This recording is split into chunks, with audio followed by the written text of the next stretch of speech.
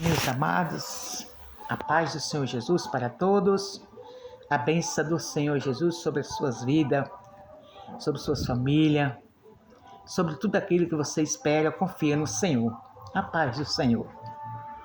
Neste momento eu quero glorificar a Deus por uma grandeza inexplicável que nosso Deus é, cumprindo tudo nesse dia através da sua palavra, na minha, na tua e nas nossas vidas. A palavra do Senhor nesse momento, aqui na primeira epístola universal do apóstolo Pedro, no seu capítulo de número 1 e o versículo, aleluia, de número 9.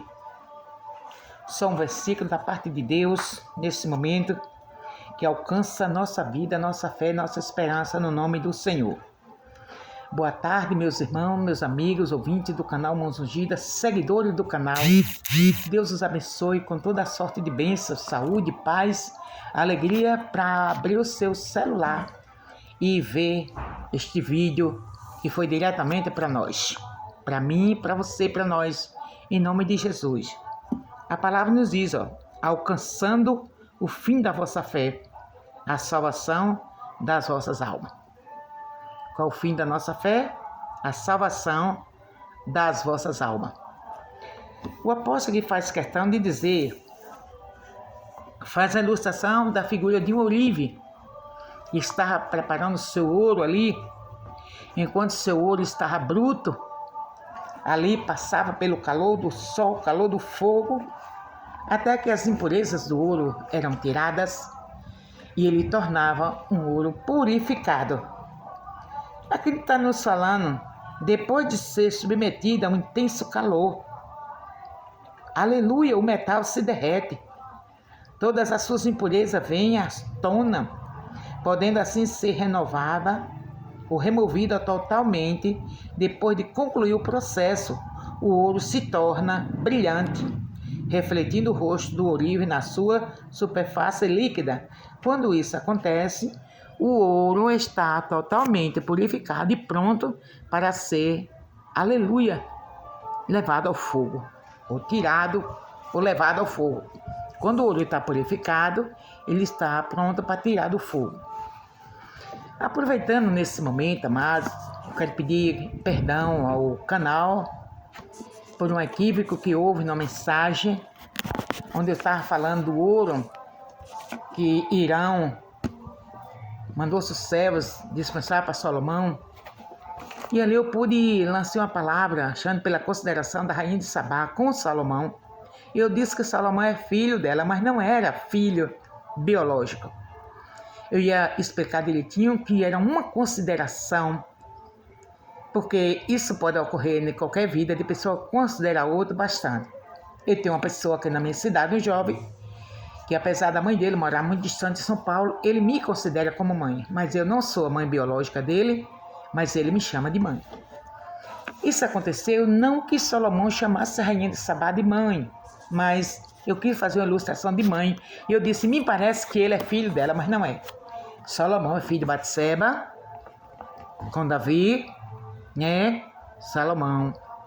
Batseba era a mulher de Urias, o guerreiro de Davi, né?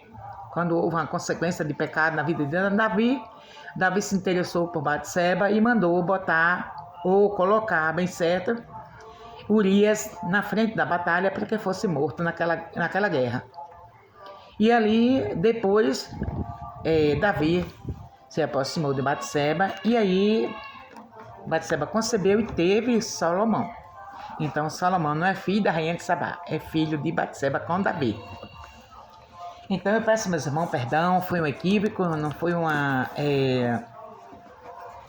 erro consumado, mas eu vi que era para explicar que Salomão, a rainha tem uma consideração muito grande por Salomão, que chegou vindo do seu país para ver as coisas, as obras de Salomão, que tinha notícia, e ela se admirou muito da sabedoria dele. Mas eu retorno a dizer para o meu irmão que o erro é humano, mas a gente se corrige e vê que a gente errou, que alguém vai ler e alguém vai dizer, ela pregou errado. Eu errei mesmo. Mas depois que eu lancei o vídeo no YouTube, que eu fui olhar e eu falei, eita Deus, entrei errado. Eu falei que Salomão é filho da rainha, mas não é. Ele não era filho da rainha, era filho de Batseba. Meus amados, então vamos lá. Pedro, eu estou aqui na primeira carta universal do apóstolo Pedro, no capítulo 1, no versículo 9, que nos diz o fim da vossa fé, a salvação das vossas almas. Pedro faz uma ilustração aqui do ouro.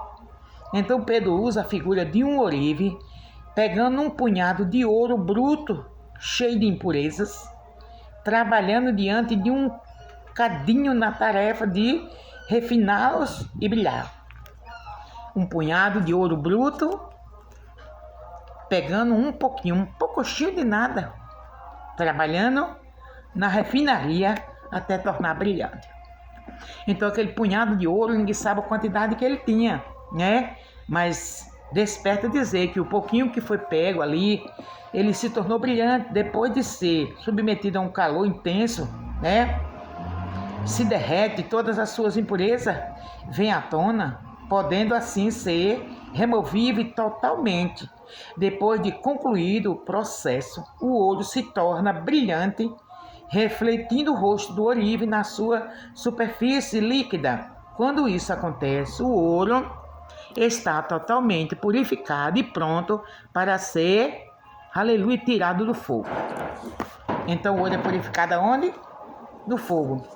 Não é no sol quente, não é na água, não é numa lixa, não, é no fogo.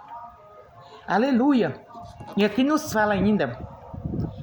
E esse quadro real da vida do cristão, é esse, meus amados, o quadro real da vida do cristão, provado como ouro, que com a permissão divina, retirada várias vezes, provado pelo fogo das aflições da vida, as quais Deus usa para nos purificar das impurezas do pecado. Então Deus usa isso aí, o apóstolo Pedro está explicando. É assim no quadro da vida do cristão. Muitas vezes as preocupações da vida, as frustrações, as aflições da vida nos faz nos frustrar, ficar decepcionado, mas nós temos um Deus que nos purifica de toda impureza por causa do pecado. Aleluia! As aflições da vida, os quais Deus usa até uma aflição na minha vida, para depois Ele me purificar das impurezas do pecado. Ele faz nós passar pelas aflições da vida, pelo calor da vida, pelas provas, pelas dores, consequências que vem. Tem hora que vem a prova na vida da gente, eu não vou mais ser crente, eu não vou seguir a Deus que eu estou na prova. Não! A prova não mata crente. Quem mata crente é a desobediência, a rebelião e o pecado. O pecado é como uma doença. Ele mata mesmo. Quem projeta o pecado na vida do cristão não é Deus, mas sim o diabo. E no pecado o diabo veio para roubar, matar e destruir. Então o pecado ele mata e destrói também a pessoa. Deus deseja que nesse processo de purificação não olhamos para o calor das provações e muito menos para as impurezas que flutuam ao nosso redor, mas sim para a face daquele que se inclina sobre nós até que sua imagem esteja perfeitamente refletida em nosso coração. Amém, meus amados? Não olhamos para as impurezas que flutuam ao nosso redor. Não. Se você olhar para um lado tem, para outro tem, para frente tem. Você só não acha impureza se olhar para o céu.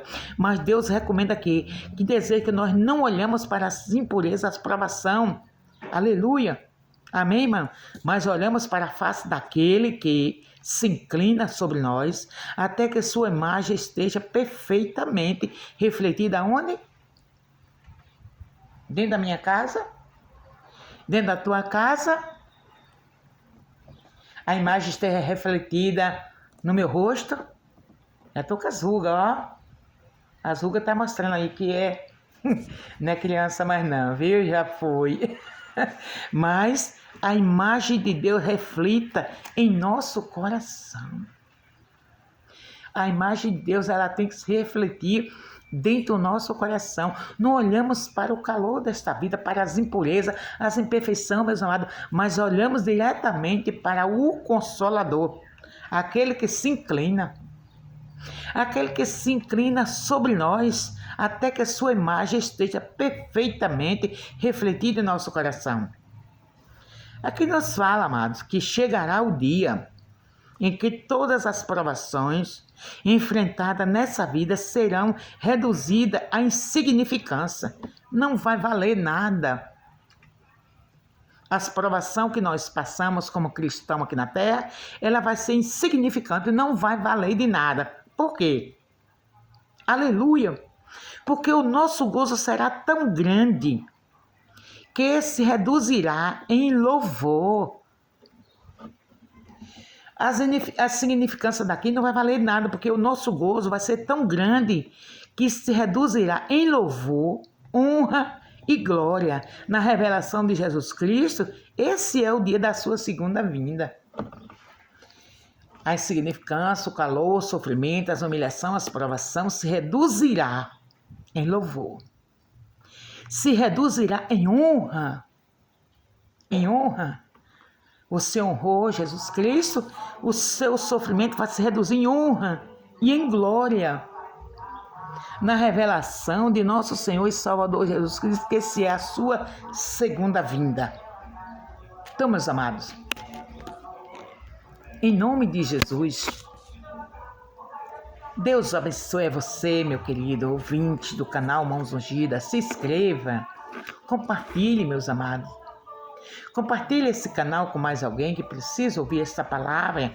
Aleluia, que chegará o dia em que todas as provações enfrentadas nessa vida serão reduzidas à insignificância, meus irmãos.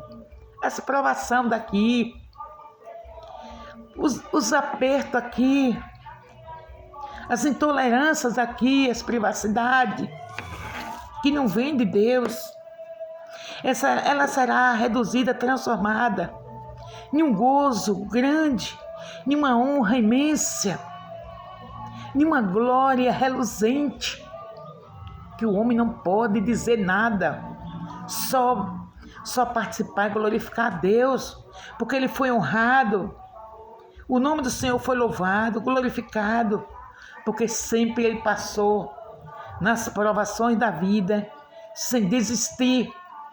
Ele foi um cadinho de ouro, como disse o apóstolo Pedro aqui, um cadinho de ouro, um pinguinho de nada. Nós somos a miniatura de ouro, mas somos refinada, reduzida, até que brilha a face.